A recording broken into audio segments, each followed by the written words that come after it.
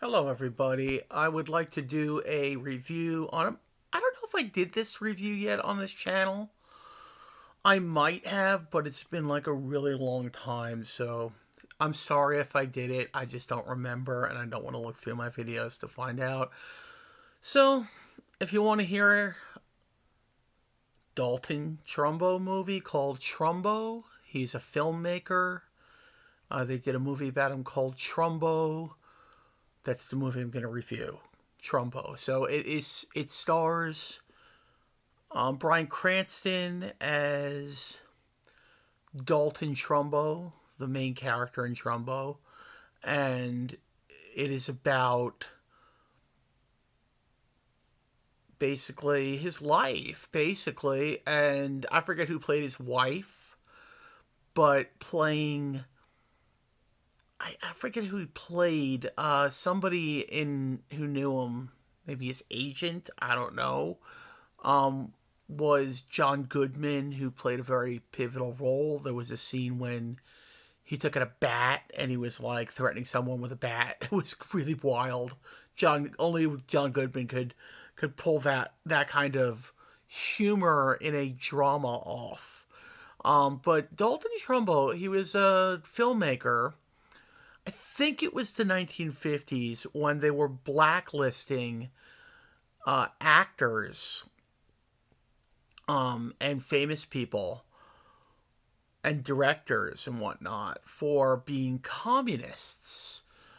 Whether they were communist or not, they were blacklisted for even if they thought they were communists. And look, I realize there are, and I this is may get a little political. So if you don't want to hear politics, and turn it off now.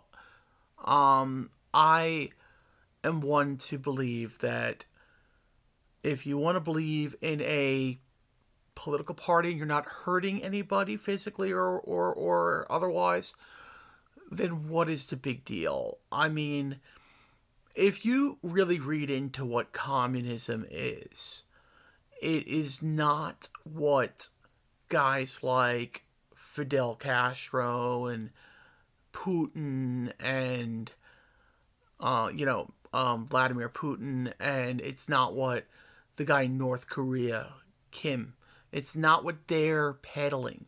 What they're peddling isn't communism. It is an idea that at the very heart is close to socialism, but not socialism. Because I'm for socialism. I like socialized medicine and stuff like that. I believe, hey, if the medicine's free, if the healthcare is free, I'm all for it. But communism is a little different. But if you really read into it, that actually has some good points to it. But does it mean that you have to be a dictator of a leader and stay in power forever and oppress your people? No, that's not what communism is. But that being said, I'm not a communist. I am more like a liberal, and some people might even call me a socialist. I don't think I'm a socialist, but some of my viewpoints might be in line with socialists.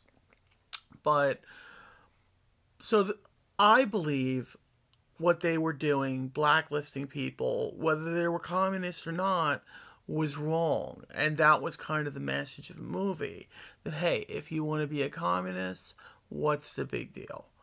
You know, they're not hurting anybody. They're not siding with the Russians or anything.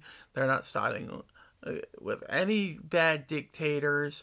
They're just believing in a political system and party that they so choose to believe in. I mean, now we have Trumperisms, which are basically Nazis. I mean, how is that? How is being a communist any worse, really, than being a bigots, than being racists, than being people that are against government, the very founding principles of our country, basically. I mean, they're one to talk when it comes to being communists and whatnot. So that's basically the message of the movie, that, we all have the right to believe what we want to believe. So he basically, what he did was, because they were going to kick him out of Hollywood, or they did, no one wanted to take him on as a director, no studios, because of the possibility that he could be a communist. And it turned out that he made movies under assumed names, other names, to do. I think one of them was Spartacus or something. I think was done under a different name. And there were other movies too. I think one of them was the Green Eyed Blonde, which my dad loves because Susan Oliver's in it, and she's like the Star Trek blonde chick that was like in like everything. So really, really good movie. Really, awesome movie. Another movie that came out around the same time was the Coen Brothers, Hail Caesar, which dealt with a more comedy-esque version of communism and the comedy behind the whole thing. I don't know if the Coen Brothers are communists themselves, but the Coen Brothers are very funny guys, and that was also same kind of subject matter, but comedy. But the Trumbo was a drama basically, and a very good movie. That was one of my holiday films that I saw with my parents, and then went to Longhorn Steakhouse. So very, very, very good movie. If I had to rate it out of a 10, you know me, I usually don't do. By now, guys know me. I usually don't do a 10 out of a 10 or a 5 out of a 5. But this gets a 10 for me. It was a really, really good film that you left the theater thinking about things. Just wow, that what an eye opener to things that I couldn't even have fathomed to think about. And really, really liked it. 10 out of a 10. Totally good acting. It deserved more in the Oscars. Best Picture it deserved.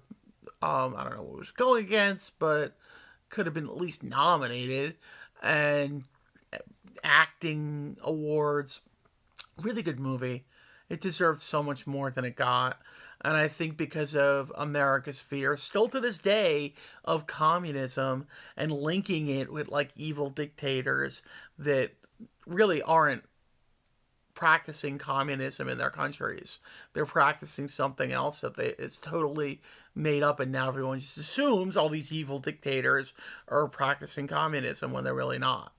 So not to get too political here, and I know I did, but great movie, recommend it, and have a great, great weekend, guys.